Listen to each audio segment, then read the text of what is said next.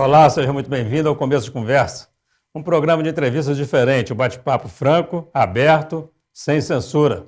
O Começo de Conversa é transmitido por 3 emissoras, Super Canal TV, TV Sistec e o NEC TV.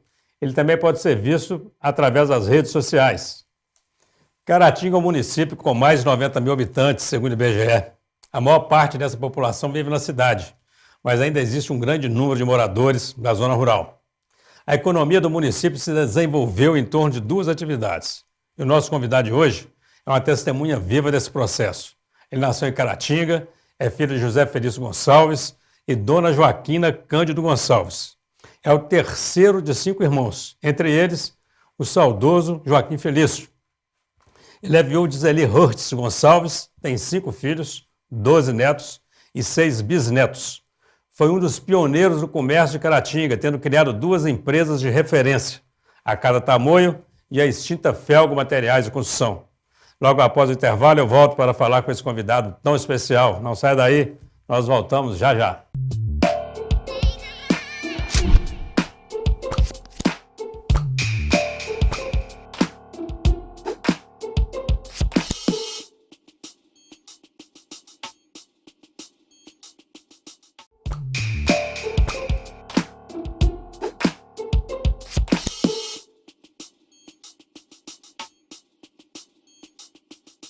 Olá, estamos iniciando o primeiro bloco de mais um Começo de Conversa aqui pela NEC TV, TV Sistec e Super Canal TV.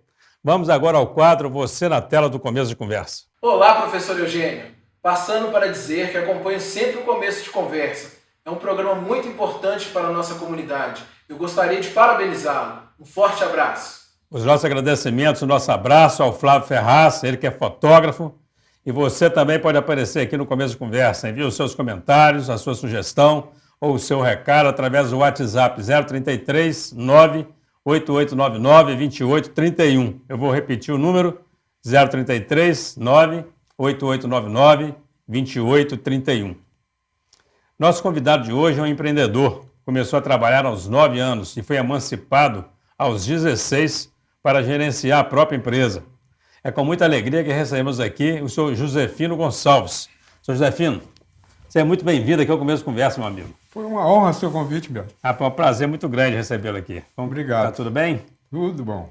Senhor Josefino, que nasceu, nós falamos Caratinga aqui, porque pertence a Caratinga, lá no Córrego dos Macacos. Exatamente, Córrego dos Macacos. Córrego dos Macacos fica ali entre Dom Modesto e São Cândido. Dom Lara. Dom Lara. Dom Modesto e Dom Lara. E Dom Lara. Muito bem.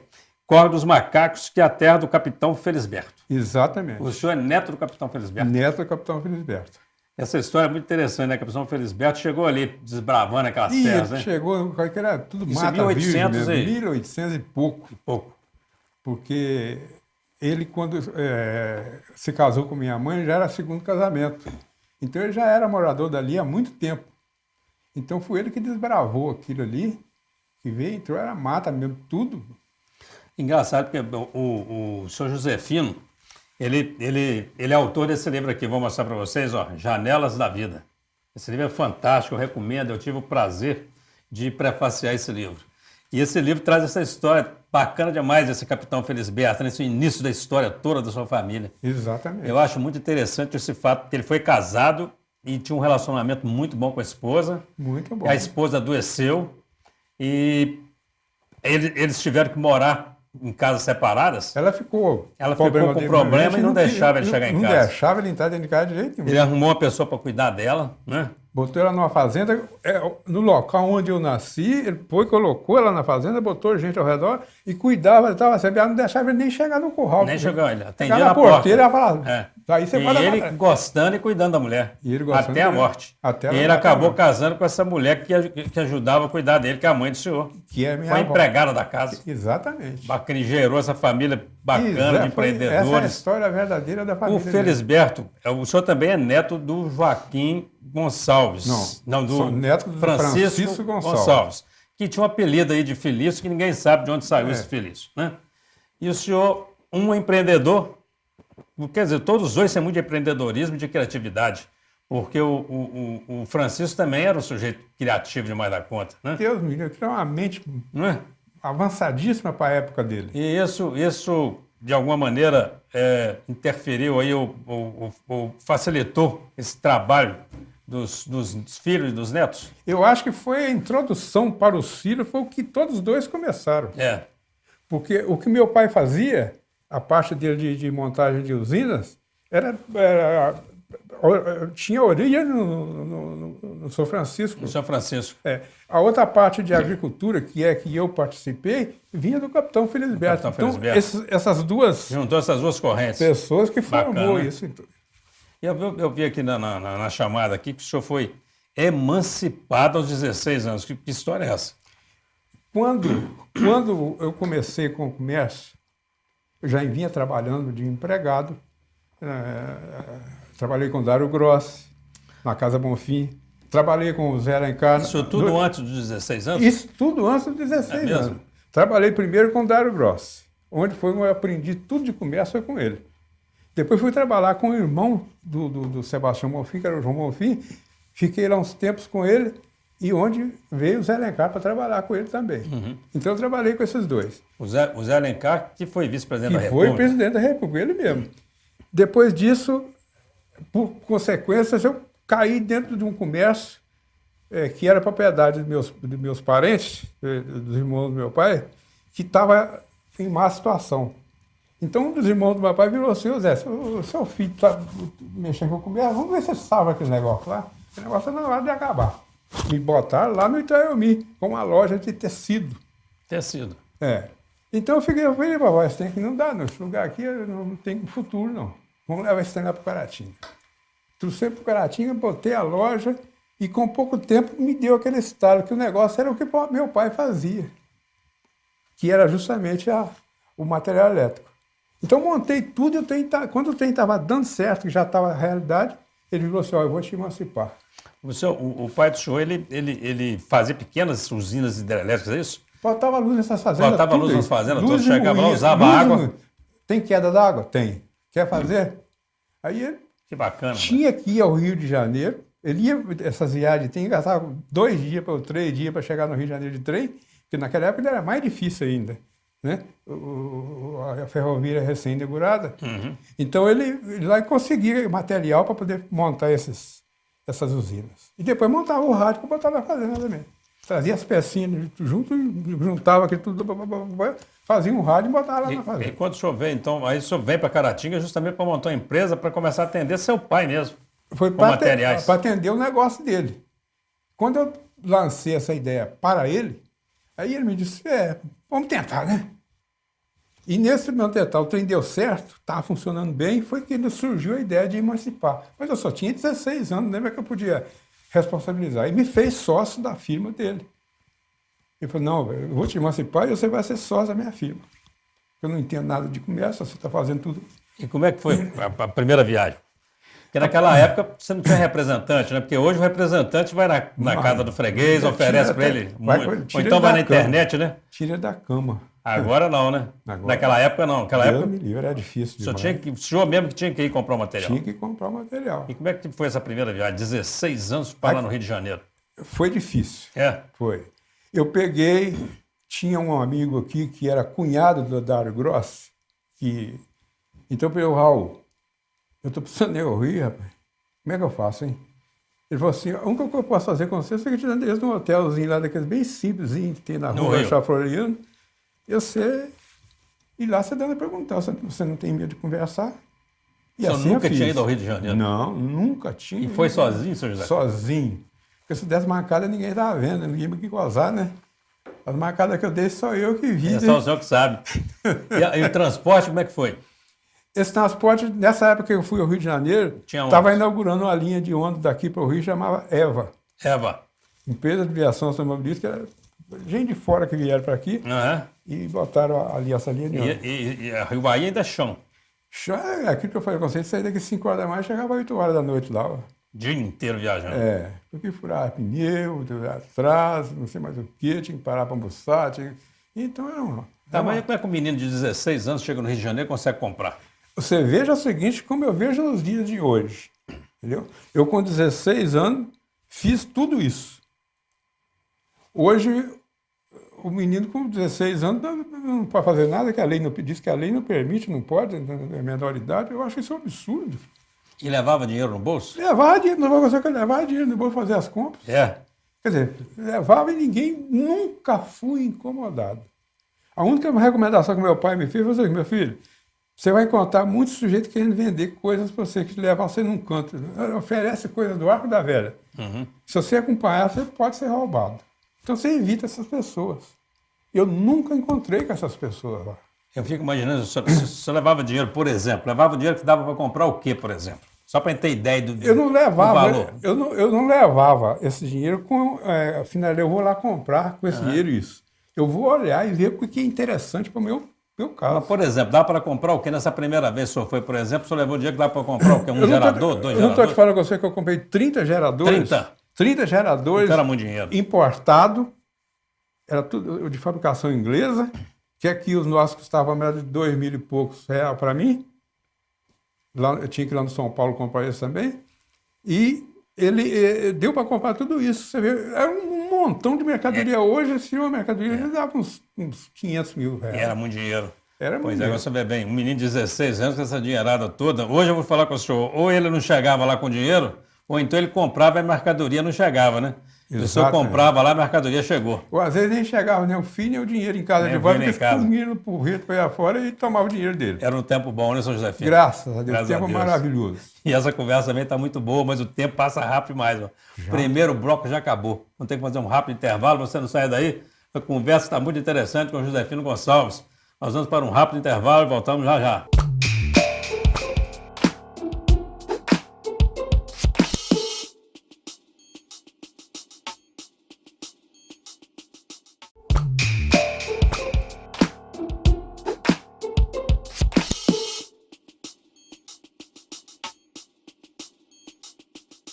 Olá, estamos de volta com o Começo de Conversa. Hoje recebendo um convidado aqui muito especial. Um homem empreendedor. Ele começou a trabalhar muito cedo, começou com 9 anos de idade, ele foi emancipado aos 16 anos de idade. É autor de livro e hoje aposentado e estuda alemão. Nós estamos falando com o senhor Josefino Gonçalves. Senhor Josefino, eu quero voltar rapidinho em alguns pontos do nosso primeiro bloco aqui. Quando o senhor falou primeiro do Sodário Grossi, eu achei interessante porque o Sodário, nós estamos, esse ano, infelizmente, né, completamos 20 anos da morte de Sodário. Ele morreu em 14 de abril de 1998. Então, completou-se 20 anos de sua morte. Que experiência foi essa, trabalhar com Dário Grossi?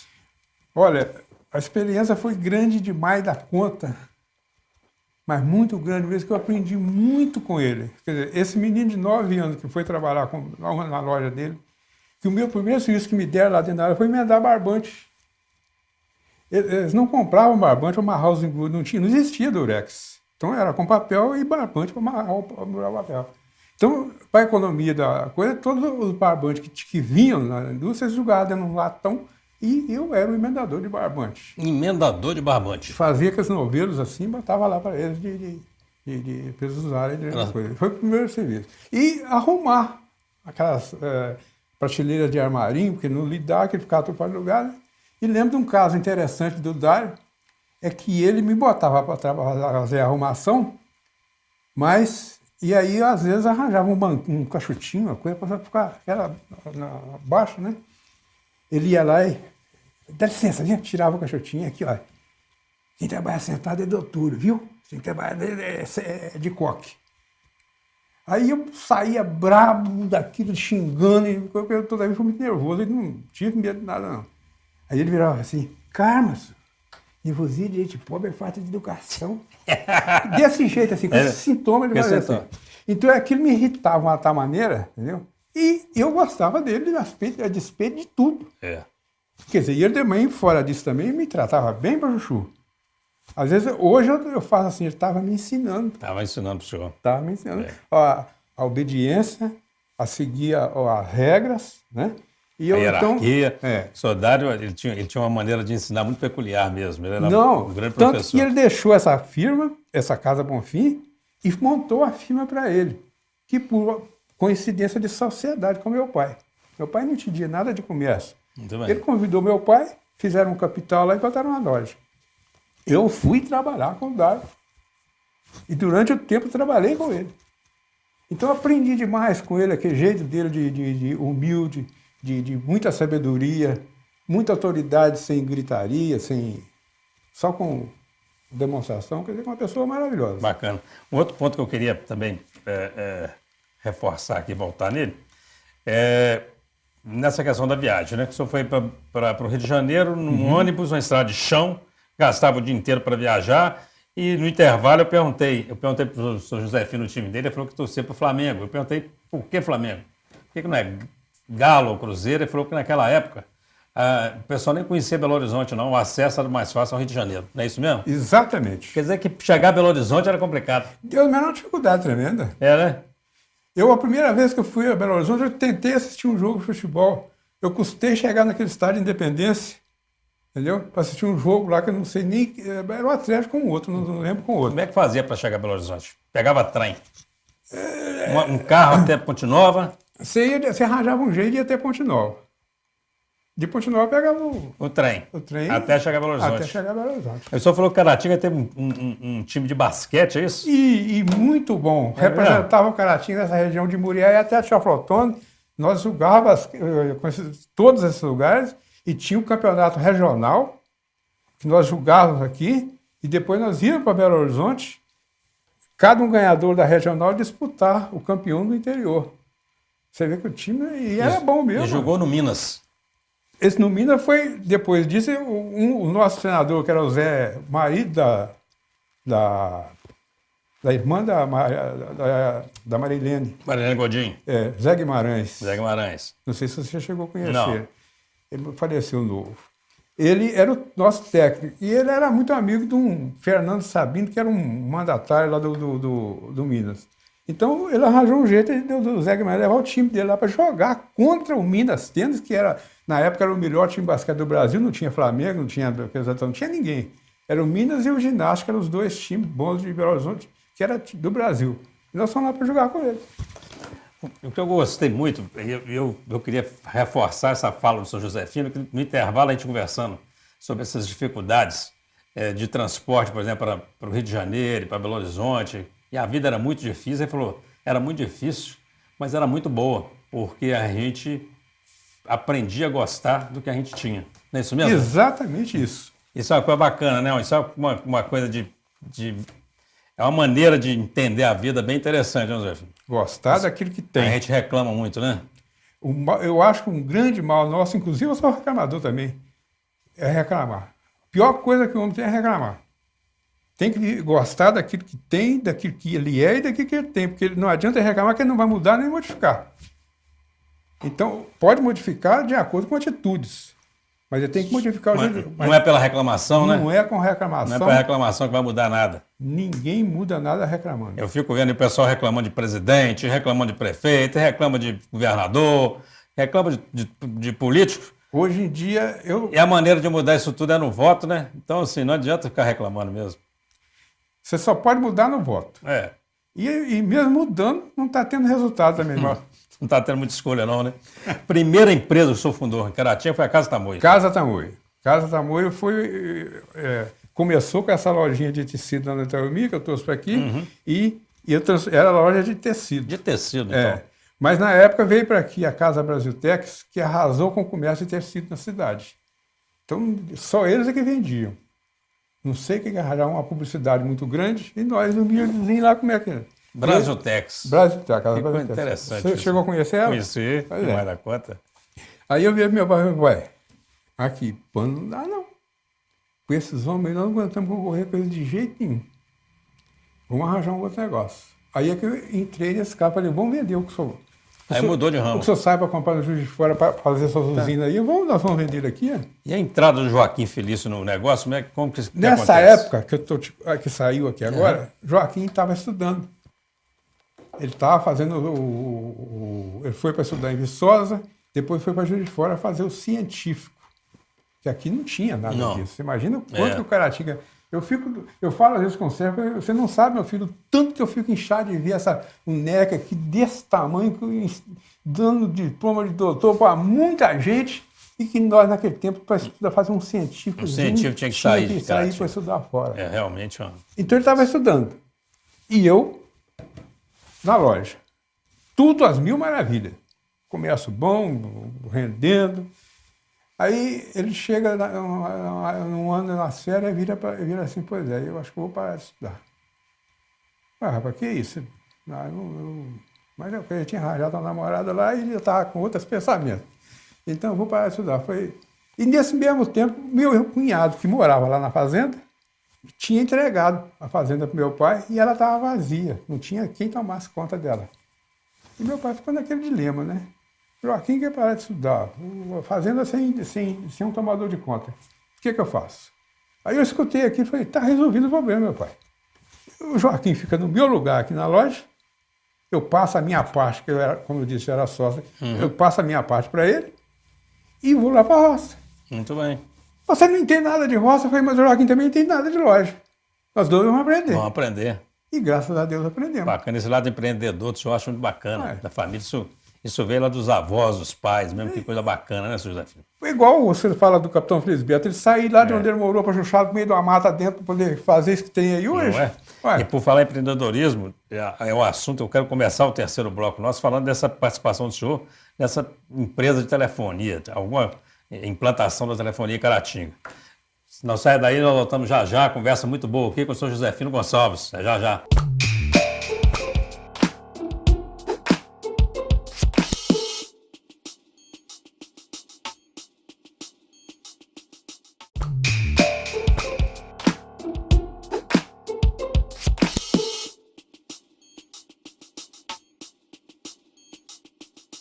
Estamos de volta com o Começo de Conversa, um programa transmitido pelo Super Canal TV, o NEC TV e TV Sistec. Você que chegou aí agora vai poder acompanhar o terceiro e último bloco de uma entrevista sensacional com o senhor Josefino Gonçalves. Ele é neto e filho de homens empreendedores e criativos, autor da obra Janelas da Vida. Ele é membro geral da FUNEC. Senhor Josefino, e nós terminamos o último bloco falando da telefonia, da participação do senhor nesse projeto de telefonia Caratinga. Como é que é essa história? Bom, com a Casa Tamoio funcionando direitinho, havia uma firma sueca com filial aqui no Brasil, que era a Ericsson, que nos vendia para nós para-raio para nós botar nas usinas, nas pequenas usinas, para-raio para botar na rede elétrica. Então, numa certa feita, o vendedor virou para mim e falou assim, tem um projeto aqui de telefone para Carangola, por que você não faz um trem desse aqui no Caratinga? Quando ele falou assim, deu um estalo. Ué, como é que é esse negócio? Aí ele mostrou o projeto que ele tinha, que ele estava levando para Carangola, já elaborado pela Ericsson, de uma telefônica local, só local. Um centro telefônico com os telefones distribuídos para a cidade para nós comunicarmos um com o outro só dentro da cidade. Tá, não falava para fora. Não tinha nada para fora, não. Aquilo me entusiasmou. Quando eu vi aquilo, eu comecei então a trabalhar no programa. Falei assim, eu tinha que arranjar no mínimo 200 fregueses. E comecei a elaborar. Achei os 200 com facilidade, que podiam colaborar com aquela importância e ter o telefone em casa. Quando eu estava tudo já eufórico com aquele negócio, eu vou participar do meu pai, é lógico. Contei a história, ele virou assim, meu filho, não entra nisso não.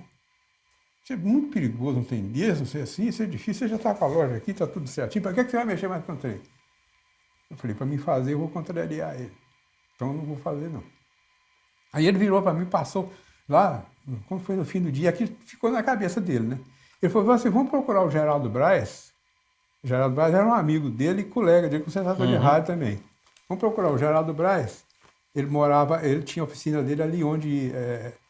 no Hotel Suíço, não tem aquele primeiro prédio ali?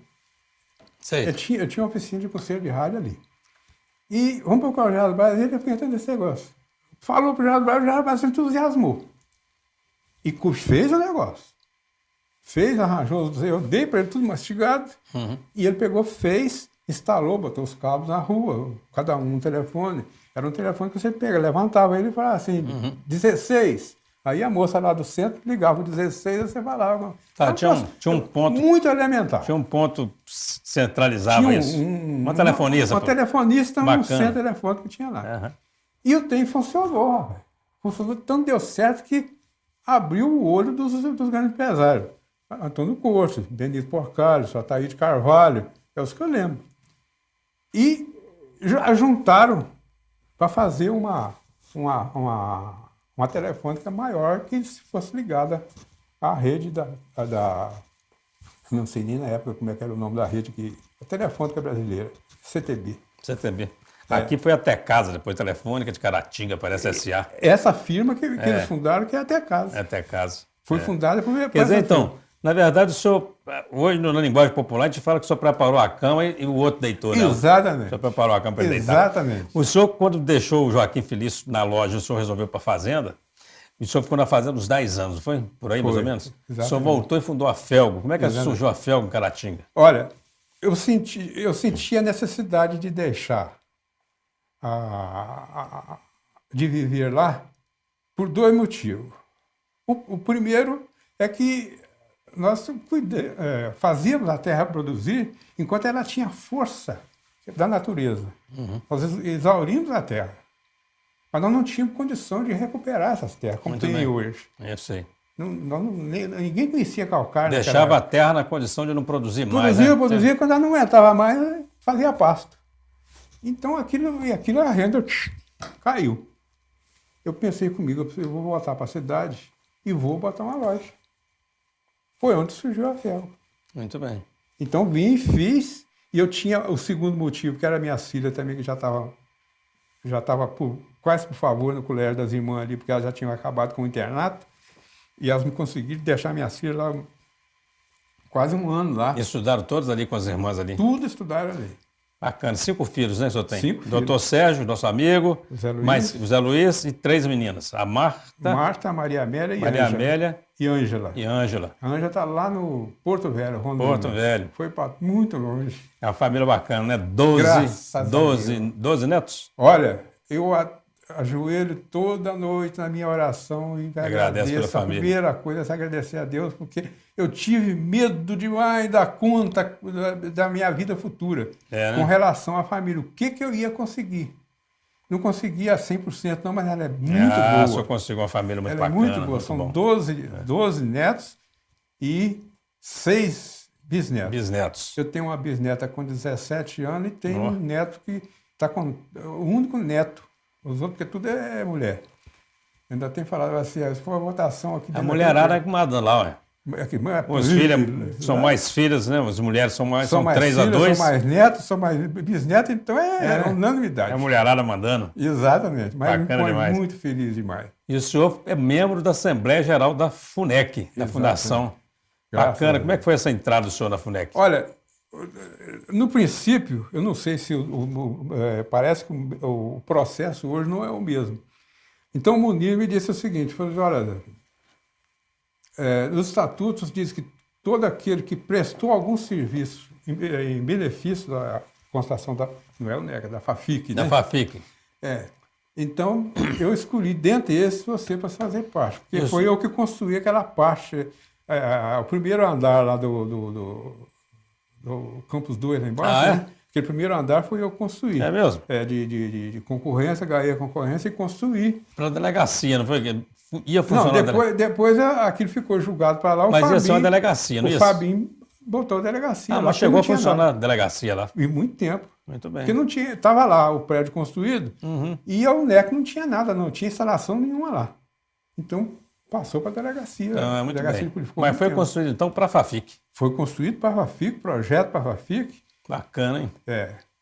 E o Munir, com a nossa amizade, ele chegou lá e falou assim, olha, eu estou precisando compor o quadro de conselheiro, está faltando, e o primeiro que eu achei lá foi você, porque você prestou algum serviço para a FAFIC, e eu acho que você pode... O Munir, só falando no Munir, o Munir tem uma importância muito grande, né, para a educação superior em Caratinga, né? Não só superior, a educação toda, mas a superior ele é primordial, né? Porque é fundador mesmo desse negócio todo, não pode ocorrer. Você vê o que ele lutou para essa FAFIC. Não foi fácil, não. Ele era contador da cooperativa e às vezes ele falava assim, como é que eu faço? Eu falei, não, cuida dos tem tudo que precisar aí. Não se preocupa, não. Então, dele carta branca para poder botar lá como fosse o escritório dele. Tanto que ele atendia pessoas lá com interesses até montar, até que funcionasse. Bacana demais. Sem funcionar. Nosso tempo está acabando, mas eu não posso deixar de falar nesse livro. Esse livro é fantástico, Janelas da Vida. Como é que foi essa experiência de escrever um livro, senhor José Filho? Olha, eu fui ajuntando dados. Eu queria deixar para meus filhos uma história da família. E que eles, a partir daí, cada um dava sequência.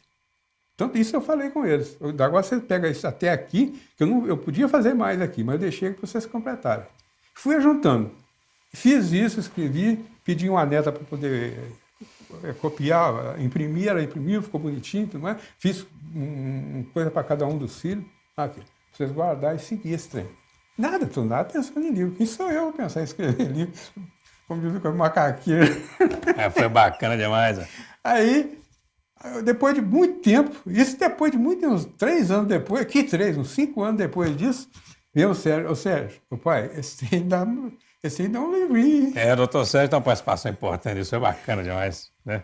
Eu falei, o que você acha? Eu falei, não acho nada, se você achar, faz. Então, com a cooperação sua. Não, mas foi sem muito a bom. sua ajuda não saía nada, não. Foi muito bom e eu tive o maior prazer de uma história muito bonita, eu tive a honra de prefaciar. Senhor José Filho, eu falei rapidamente do livro, e tem outro assunto que eu preciso falar rapidamente sobre ele também. O senhor está aposentado hoje, estudando alemão. Que história é essa? Olha, na época que eu estive lá na roça sozinho, solteiro, eu não tinha televisão, não tinha nada, e a noite era grande mais da conta. Então eu ouvia rádio. Por coincidência, eu achei um noticiário da Deutsche Welle, que é um órgão alemão de difusão do alemão para o mundo, Deutsche Welle alemão para o Brasil. Aquilo me chamou a atenção. E eu fiquei naquele programa vendo as notícias, porque eles falam em português, mas tem a aula de alemão. E eu falei, eu vou aprender isso. E pelejei sozinho. Não tive jeito de começar, porque o alemão é tão complicado que se você começar, depois você começa, é uma maravilha. É mesmo? Mas se você começar a achar a brecha de entrar, eu não achava. Só tem sozinho nisso, é autodidata? Sozinho, mas mesmo? Sozinho de tudo mesmo. Aí foi passando o tempo, aí depois que eu já estava bem entrosado, aparece um neto meu, que é um médico que está em São Paulo. Ele falou, vou instalar para o senhor aqui um curso de alemão aqui para o senhor. E dava para falar. Bacana demais. E eu vi. E fui desenvolvendo, depois descubro a Deutsche Welle na internet, no Facebook, no computador, né? Eu achei o que eu queria. Bacana. Curso de alemão, tá. Aí deitei e rolei, né? Agora, tem um problema para mim hoje, que é a mente, o esquecer. Eu aprendo a palavra aqui, vai estar tudo bem. Aprendo tudo direitinho, leio tudo que está lá, Depois, quando é amanhã, e essa palavra, ela é com 2 N ou com um N só? E ela é o quê? E no alemão tem o caso. Você põe uma palavra com 4 letras, você sente uma letra que muda. Muda o sentido todo, muda toda a sonoridade. Então, o sentido. Eu acho muito bacana isso. O senhor aprendendo alemão. E hoje, com o no EAD, bacana demais. Tem um grupo de aprendizes de alemão espalhado para o mundo inteiro. Tem um coreano, tem um japonês, tem um russo, tem um americano. Muito bem. Tudo.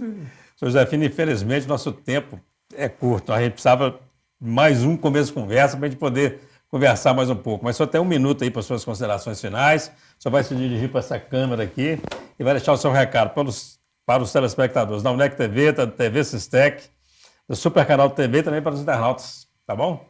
Eu sinto honradíssimo por ser convidado por essa entrevista, porque a minha condição, da minha formação, isso é uma honra muito grande.